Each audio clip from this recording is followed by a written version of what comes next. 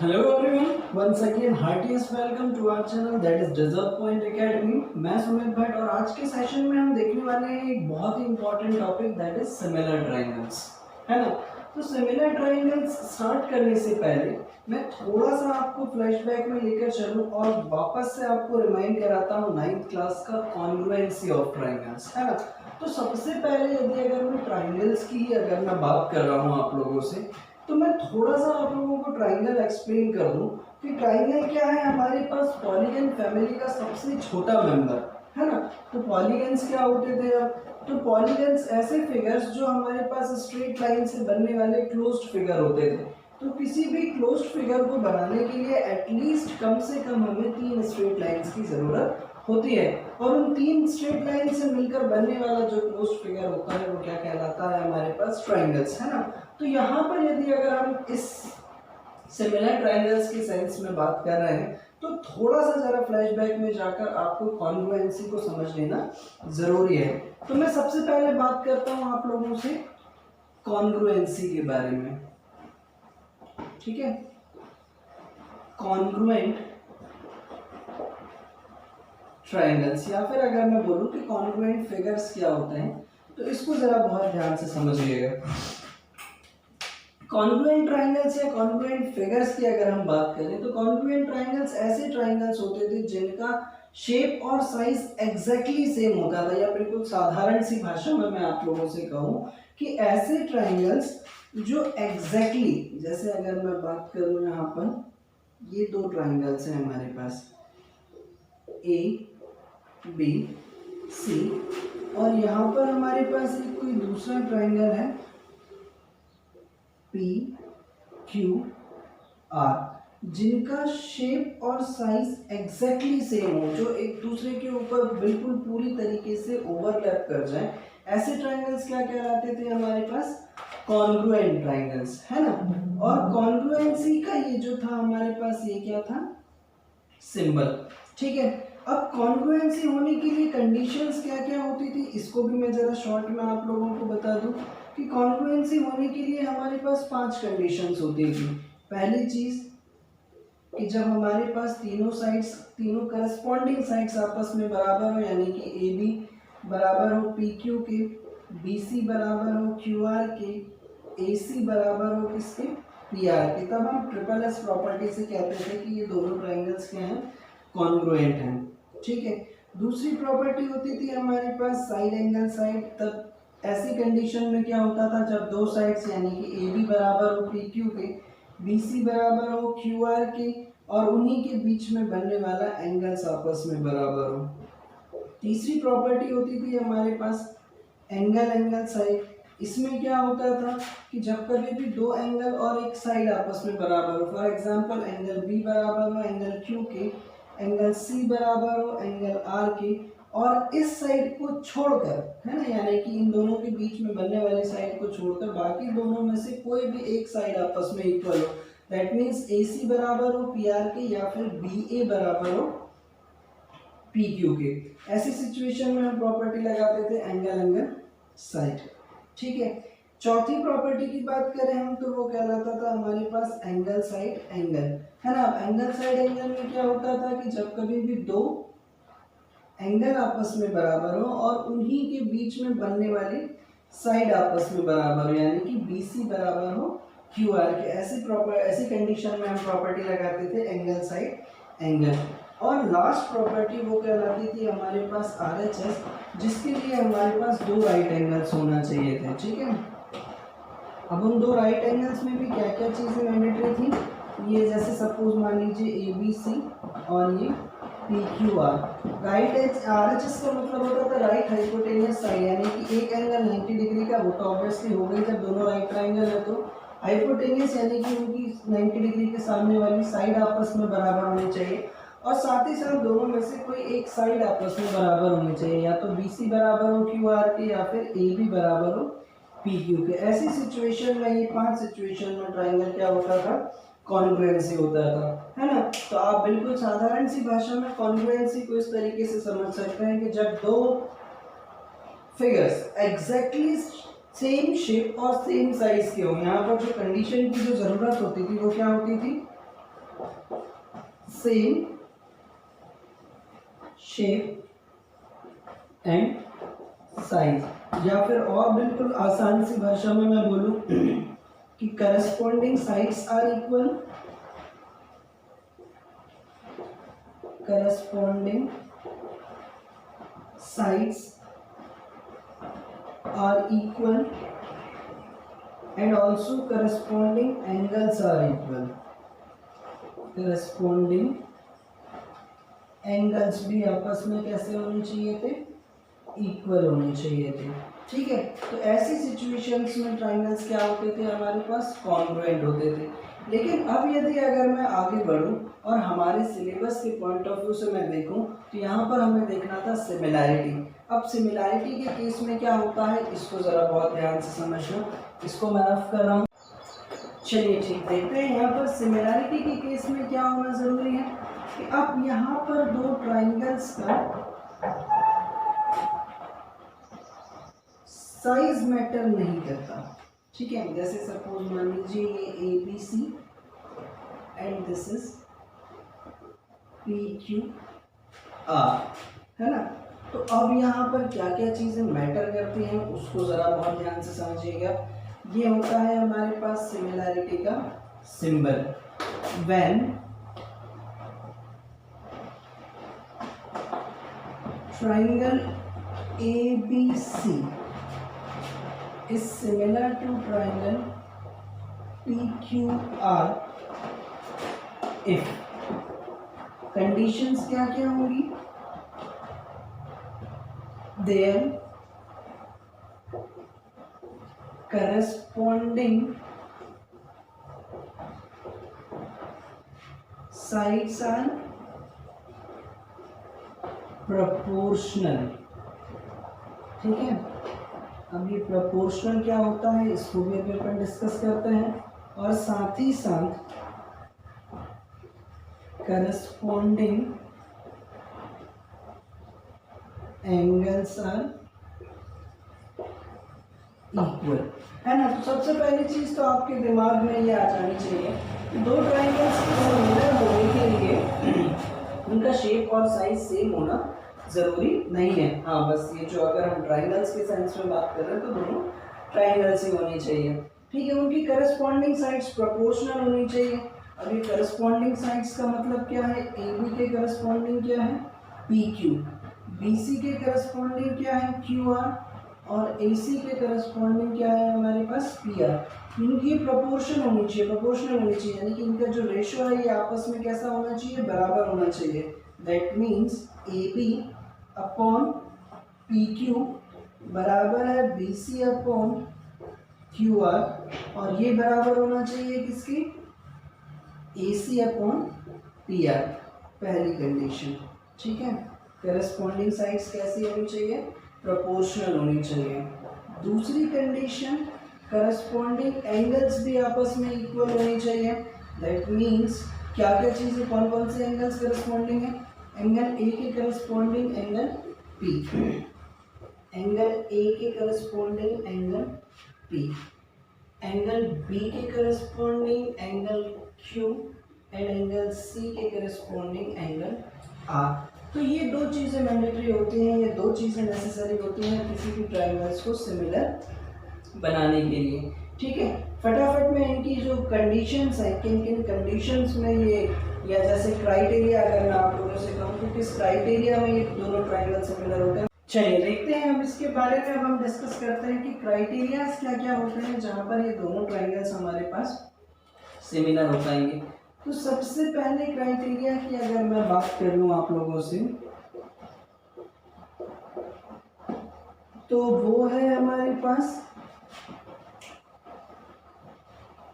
Triple A, यानी कि angle angle angle. ये पूरी कंप्लीट थ्योरम है, अभी हम डिटेल में डिस्कस करेंगे इनके बारे में, और इसी को कई जगह एंगल एंगल से भी डिनोट किया जाता है। ठीक है, पहला क्राइटेरिया। अब इसका मतलब क्या है, यानी कि ये जो करस्पॉन्डिंग एंगल्स हैं, एंगल ए बराबर होना चाहिए एंगल बी के, एंगल पी के, एंगल बी बराबर होना चाहिए एंगल क्यू के, और एंगल सी बराबर होना चाहिए किसके, एंगल आर के। यदि अगर ये कंडीशन है तो हम कह सकते हैं कि ये दोनों ही ट्राइंगल्स कैसे होंगे, सिमिलर होंगे। दूसरी कंडीशन की अगर हम बात करें तो वो है हमारे पास साइड साइड साइड, है ना। ये कॉन्ग्रुएंसी की तरह नहीं है, यहाँ पर साइड बराबर नहीं होनी चाहिए, यहाँ पर साइड्स कैसे होनी चाहिए, प्रोपोर्शनल होनी चाहिए। That means A B upon P Q बराबर होना चाहिए B C upon Q R, A C बराबर होना चाहिए किसके, पी आर के। और लास्ट कंडीशन है हमारे पास साइड एंगल साइड। इसका मतलब क्या होता है कि दो साइड्स हमारे पास प्रोपोर्शनल हो और उनके बीच वाला एंगल आपस में इक्वल हो। For that means A B upon P Q बराबर हो किसके, B C upon Q R के, और साथ ही साथ उनके बीच में बनने वाला एंगल आपस में बराबर हो। तो इन तीन सिचुएशन में जब कभी भी कोई भी कंडीशन को हम सेटिस्फाई कराने में सफल हो पाए तब हम ये कह सकते हैं कि ये दोनों ट्राइंगल्स कैसे हैं, हमारे पास सिमिलर हैं। ठीक है, तो क्या क्या चीज़ें हमने देखी इस सेशन में कि सिमिलर ट्राइंगल्स क्या क्या होते हैं, किन किन कंडीशंस में वो सिमिलर हो सकते हैं और उनके क्राइटेरियाज क्या क्या हो सकते हैं। दो चीज़ें बिल्कुल दिमाग में रखिएगा कि दो ट्राइंगल्स के सिमिलर होने के लिए केवल दो ही कंडीशन नेसेसरी होती है। एक तो उनकी करस्पॉन्डिंग साइड्स प्रोपोर्शनल हो, साथ ही साथ उनके करस्पॉन्डिंग एंगल्स आपस में इक्वल हो। चलिए बढ़ते हैं हम इस यूनिट के सबसे इम्पोर्टेंट सेगमेंट की तरफ। यदि अगर मैं कहूँ कि पूरी यूनिट जो कहीं ना कहीं इर्द गिर्द घूमती रहती है वो है हमारे पास बेसिक प्रोपोर्शनैलिटी थ्योरम, या फिर जिसको हम थेल्स थ्योरम के नाम से भी जानते हैं। ठीक है, बहुत ध्यान से समझिएगा। बेसिक प्रोपोर्शनैलिटी थ्योरम या कई जगह पर आपको बीपीटी के नाम से मेंशन मिलेगा या फिर थेल्स थ्योरम, इन सभी का मतलब एक ही जैसा है। अब ये है क्या, इसको भी जरा बहुत ध्यान से समझिएगा। इसमें ये बोला गया in a triangle if a line parallel to one side of a triangle and divides the two side into distinct point then it divides the two sides in the same ratio, है ना। कहने का मतलब क्या है, इसको जरा बहुत ध्यान से समझिएगा। यदि अगर किसी भी ट्राइंगल में एक लाइन जो है वो पैरेलल है किसी एक साइड की, जैसे कि DE जो है वो पैरेलल है किसके, BC के, है ना, और साथ ही साथ ये जो DE है बाकी दो साइड्स को जो डिस्टिंक्ट पॉइंट पर इंटरसेक्ट कर रही है, that is D and A। आप अगर ध्यान से देखें तो AB को ये जो DE है किस पॉइंट पर इंटरसेक्ट कर रही है, D पॉइंट पर, और AC को ये जो DE है किस पॉइंट पर इंटरसेक्ट कर रही है, E पॉइंट पर। तब ऐसी परिस्थिति में ये जो दोनों साइड्स हैं AB और AC दो सेम रेशो में डिवाइड होंगी, ये हमें इस थ्योरम में प्रूफ करना है। यानी कि AD अपॉन DB बराबर होगा किसके, AE अपॉन EC के।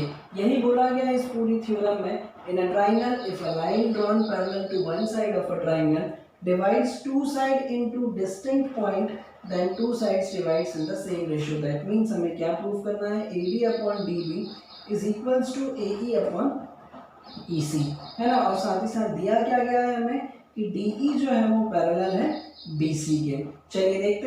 तो इसके लिए सबसे पहला काम मैं क्या करने जा रहा हूँ, इसको ज़रा बहुत ध्यान से समझिएगा, है ना। मैंने यहाँ पर कुछ कंस्ट्रक्शन कर लिया पहले, ठीक है। आप ये कंस्ट्रक्शन को भी नोट कर लें।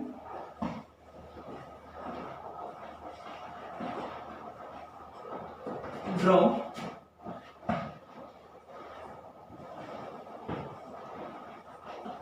DF perpendicular to AC and EG perpendicular to AB। ये जो एंगल्स हैं ये 90 डिग्री के हैं, ठीक है। एंड साथ ही साथ मैंने ज्वाइन कर लिया किसको, BC और BE को, join BC and BE, clear. Now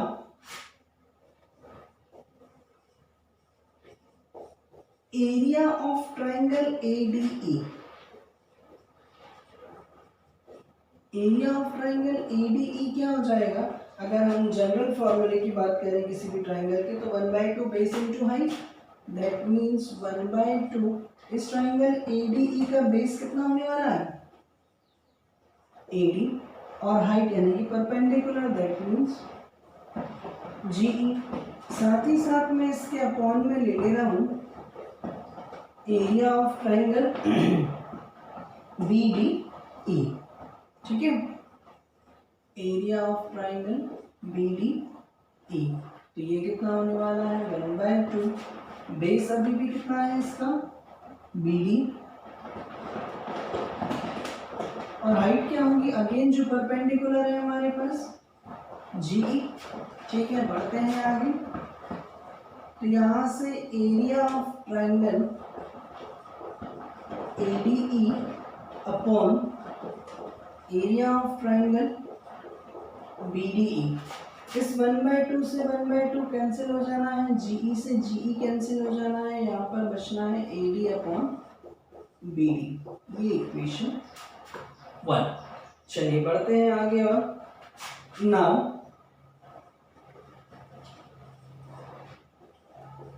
area of triangle, अब मैं फिर से एरिया ऑफ ट्राइंगल ADE ले रहा हूं, बट इस टाइम बेस में क्या ले रहा हूं AE।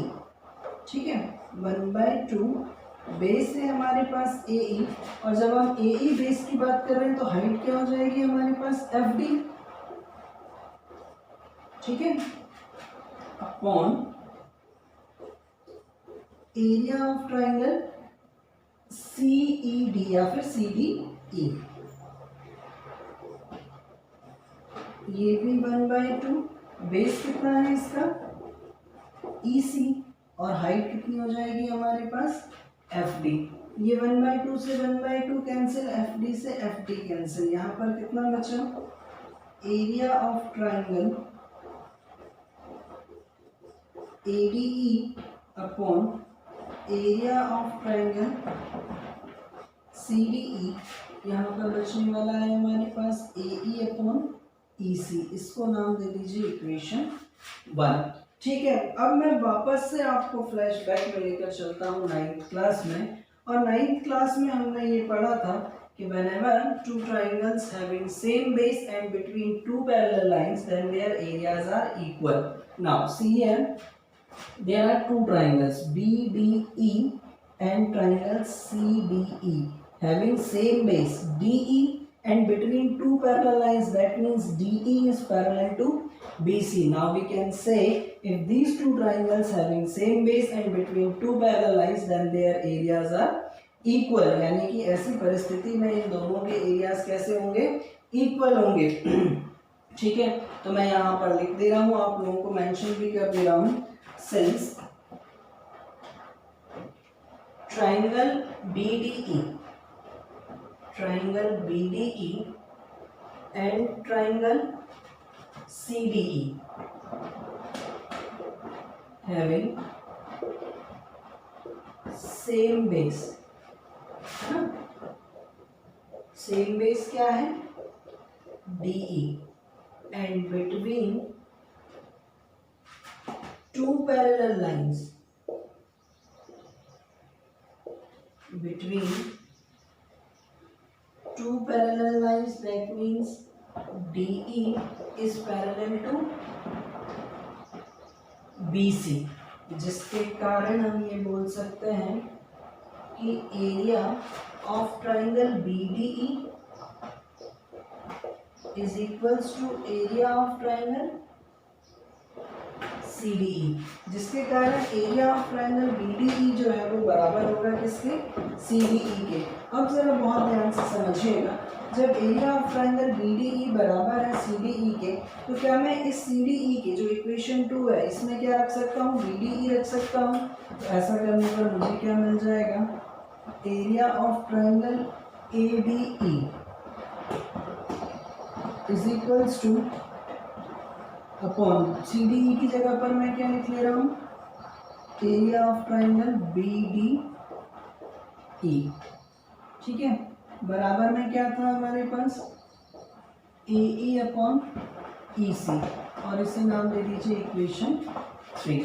ठीक है, now from equation first and third, तब आप देखेंगे कि इक्वेशन फर्स्ट और थर्ड में जो लेफ्ट हैंड साइड है वो दोनों आपस में क्या है, बराबर है, तो ऑब्वियसली इनके राइट हैंड साइड भी आपस में कैसे होंगे, बराबर होंगे। AD upon BD is equals to AE upon EC। ठीक है, तो यहाँ पर तो हमारे पास ये पार्ट प्रूफ हुआ। ठीक है, इसके कुछ और सब पार्ट है, उन पर भी हम डिस्कशन कर। चलिए देखते हैं इसकी कुछ और कोरोलरीज। कोरोलरीज का मतलब होता है सब पार्ट। ठीक है, अब यदि अगर AD अपॉन BD है is equals to AE upon EC है, तो हम इसको ऐसा भी लिख सकते हैं BD upon AD is equals to EC upon AE। साथ ही साथ अगर मैं दोनों तरफ 1 ऐड कर दूं, ऑन एडिंग 1 बोथ साइड, ठीक है, दोनों तरफ 1 ऐड कर दूं तो क्या मिलने वाला है मुझे, BD upon AD plus 1 is equals to EC upon AE plus 1। LCM लेते हैं तो ये हो जाएगा BD plus AD upon AD is equals to EC plus AE upon AE। देखते हैं BD प्लस AD मिलकर क्या बन रहा है, AB upon AD is equals to EC plus AE, AC upon AE। ठीक, इसी को हम रेसिप्रोकल करके भी लिख सकते हैं, AD upon AB is equals to AE upon AC। तो हमें क्या क्या चीज़ें देखने को मिली, ज़रा बहुत ध्यान से देखना। ये तो हम ऑलरेडी प्रूफ कर ही चुके थे, इसको हम रेसिप्रोकल करके भी लिख सकते हैं, साथ ही साथ हम इसको इस तरीके से भी मेंशन कर सकते हैं और इस तरीके से भी मेंशन कर सकते हैं। जिस तरीके से AD upon AB AE upon AC है, इसी तरीके से आप इसे, एक तरीका और है, आप इसे ऐसे भी लिख सकते हैं, BD upon AB is equals to EC upon AB। ठीक है, तो ये बहुत इंपॉर्टेंट थ्योरम है, इसको ज़रा बहुत ध्यान से समझिएगा क्योंकि पूरी यूनिट में बहुत सारे क्वेश्चंस इस पर बेस्ड हैं। चलिए बढ़ते हैं हम हमारी नेक्स्ट थ्योरम की तरफ।